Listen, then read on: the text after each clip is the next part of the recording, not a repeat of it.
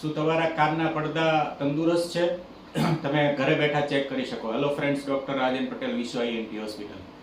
તો સામાન્ય રીતે આપણા કાનના પડદા છે ને એ મૂવ થવા જોઈએ, સ્પીકરની જેમ હલવા જોઈએ ફ્રીલી, તો તમારા કાન સારા રહે, તમને સંભાળવાનો પણ પ્રોબ્લેમ ન થાય.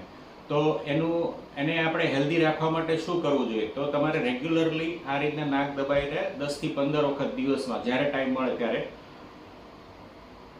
5 સેકન્ડ મોઢું ફૂલાવો, છોડી દો, પાછું ફૂલાવો.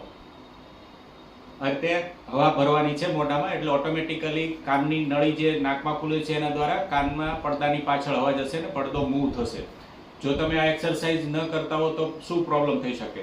તો એને લીધે જો તમે એક્સરસાઇઝ ન કરવા તો જે કાનની નળી જે નાકમાં ખુલે છે બ્લોક થઈ જાય, અને લાંબા ટાઈમ સુધી જો નળી બંધ રહે તો તમારા કાનના પડદા ચોટી જાય. એના લીધે શું થાય કે તમને સાંભળવાનો પ્રોબ્લેમ સ્ટાર્ટ થાય, અને લાંબો ટાઈમ પડદો ચોટેલો રહે તો પાછળની જે સાંભળવાની હાડકી હોય એના પર પડદો ચોટી જાય અને હાડકી પણ ખરાબ થાય અને ઘણીવાર ઓપરેશનની જરૂર પડે.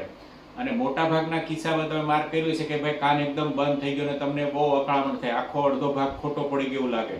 એવું થાય તો શું કરવું? તો તમારે ઘરગથ્થુ ઈલાજ પહેલા હું તમને કહું છું કે તમારે પહેલા તો ગરમ પાણીની વરાળ લેવાની ચાલુ કરી દેવાની અને આ કસરત કરવાની છે. 15-20 વખત ટ્રાય કરી જો, એનાથી પણ ન ખુલે તો બીજો એક ઓપ્શન દેખાડું છું. શું કરવાનું છે? નાક દબાવો, થોડી ડોકરે વાકી કરો અને જે કપાલભાતી આપણે જે યોગાસનમાં થાય છે એ પેટને પુશ કરો.